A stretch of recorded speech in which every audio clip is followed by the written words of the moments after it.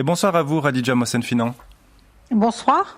Vous êtes politologue, enseignante à l'université Paris 1 Panthéon-Sorbonne, auteur de Tunisie, l'apprentissage de la démocratie, c'est aux éditions du Nouveau Monde.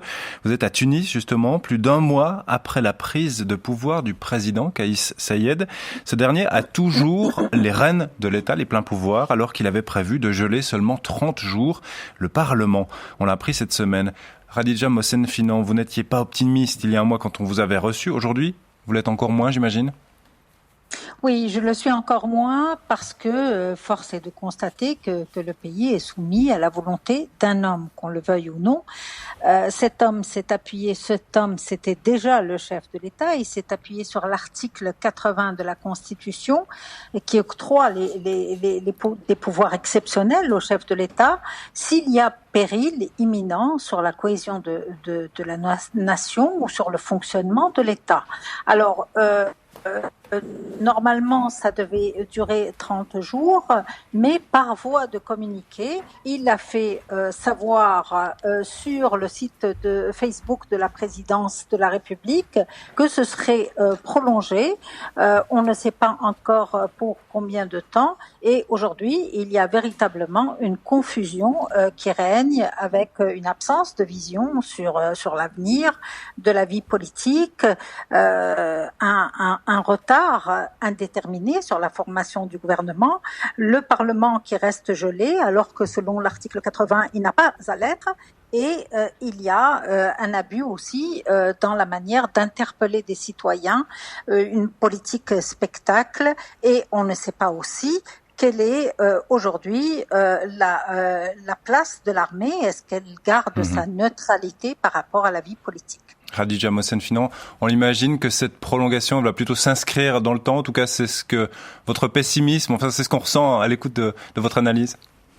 Écoutez, mon pessimisme, il est surtout dû au fait qu'on ne sache pas exactement. Si on savait que ça allait s'inscrire dans le temps, si on savait qu'on allait vers un autre régime à tel délai, dans un temps déterminé, je le serais beaucoup moins.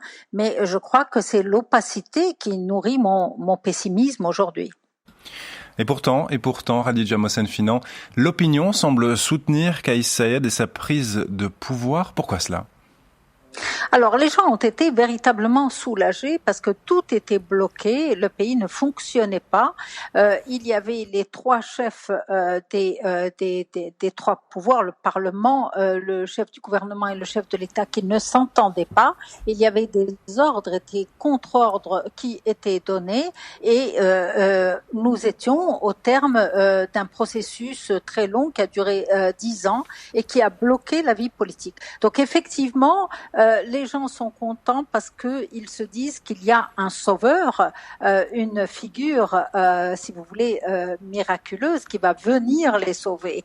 Alors, d'un côté, on peut comprendre parce qu'il y a des choses qui ont été faites pendant ce mois d'août, notamment la vaccination, notamment le fait que le Parlement ne nous donne plus ce spectacle terrible qu'il donnait avec des violences à l'intérieur de l'hémicycle, mais ça, c'est une vue à court terme. Maintenant, vous dites l'opinion est contente. L'opinion, on ne sait pas exactement ce qu'est l'opinion.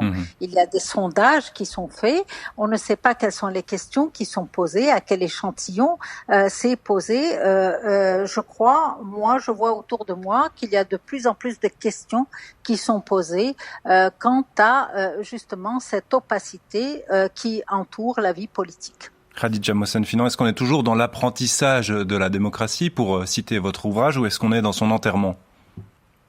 Non, moi je ne veux rien enterrer et je souhaite réellement, je pense qu'on est dans l'apprentissage et cet apprentissage il concerne les acteurs politiques mais il concerne aussi les citoyens. Comment réagir quand le chef de l'État s'empare de tous les pouvoirs.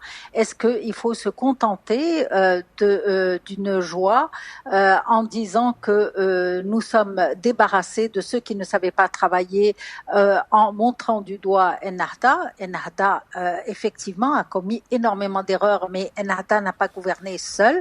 Et est-ce que par un discours du chef de l'État, on se débarrasse d'un parti politique qui a 40 ans d'âge ? Merci beaucoup Khadija Mohsen-Finan. Je rappelle que vous êtes politologue enseignante à l'université Paris 1, Panthéon-Sorbonne. Une bonne soirée à vous. Merci, au revoir.